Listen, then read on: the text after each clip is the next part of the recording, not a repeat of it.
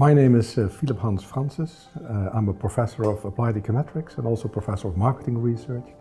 And currently I serve as the Dean of the Erasmus School of Economics. I was a moderately good student, certainly in the first few years.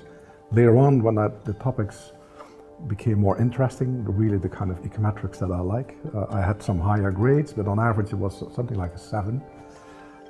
But I was very active in the school union, in organizing trips, in compiling the school magazine, those kind of things. I was even the DJ for a while. All kinds of other activities, basically. But you know, Groningen is a very pleasant city to hang around as a student, so I enjoyed it very much. Hobbies, yes, well, the best answer would be it's my work, but I'm not sure that everybody either believes it or understands it. But work is really what I like doing. It's not difficult and it gives me much pleasure. I do play some tennis with friends and I used to box, by the way, but that was when I was a little younger. I like to go with my youngest son to the beach. He's doing kite surfing and I just like to see it because it's a very energetic kind of activity. I still was publishing articles. I must admit, not exactly at the high level that I used to have before. I'm very happy with the work that I did with Franses on the forecasting of crisis, where we used models from earthquake literature to see if those kind of models can be useful to predict upcoming financial crisis, and it was successful. Along the lines, I also was able to write a book. It's called Enjoyable Econometrics. It just came out with Cambridge this summer. And it is a bit of a new way of looking at our discipline. Not so much starting with complicated mathematics and models, but more with the research question and the data that you can collect. So that made me think, why do we have 1, 2, 5, 10, 20, 50 for the euro, and while we had, for the guilder, 1, 2.5, 5, 10. And so is there any optimal range? Why do we choose for this? And that started a whole line of research. I think we together with PhD students as well, we wrote something like 10 articles on this. I was also a student who wrote a PhD thesis on this topic.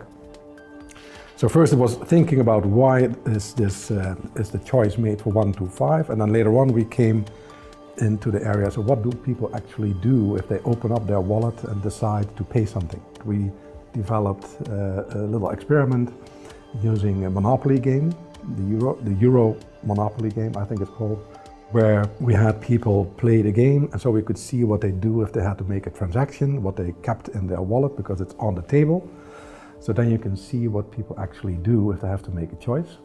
And then we did all kinds of experiments where we removed one of the notes to see what people do if there is one missing.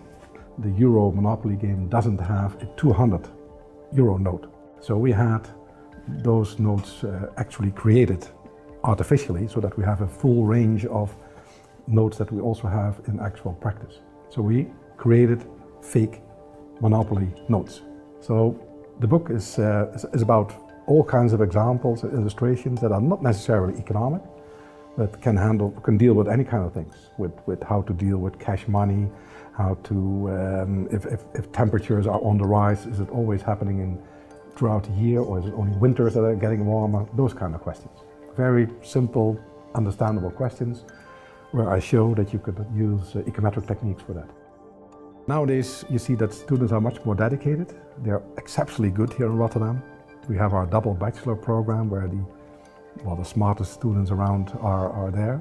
They're very quick in programming, much quicker than I am, and it's very nice to be surrounded by people who are smarter than you. And if you can work together with them, undergraduate students, but also PhD students, that is very, very pleasant. When we try to hire them, you must know there is something like a bit of a market for that. So every year there are people who have done their PhD or almost done. They are on the job market, as we call it, and then they can apply for positions that we have here. When they do, some of us go to the United States or other countries where the large conferences are, and there they meet for the first time to see if there's a click. Then these junior people come to give a seminar here, and if everything goes well, they get a job offer. And that sometimes is with 1 a year, sometimes it's with 10 or 12 a year. So typically people say, I come here because of the others who are already here. What I'm sure of is that whatever we predict will be the same in 10 years, that will be wrong. So there will be no Facebook in 10 years from now. It will have disappeared, it will be something else. Those things change, so universal laws we typically do not look for because I don't think that we really believe that they exist. But it's nice to have, say, shorter run predictions and scenarios and evaluations that help people to make better choices. Yeah, a life motto, that is intriguing because I never thought about that. So you have to find somewhere a text that you think, yes, that could have been mine. It's a quote by Franses, the painter. I like his work very, very much. He's a British well-known artist. And he has a quote, and I have to read it because it's a very nice one in English. I can't remember it by heart. It says, to find your true path, you must be as free as possible to cast adrift. And I thought that was very nice.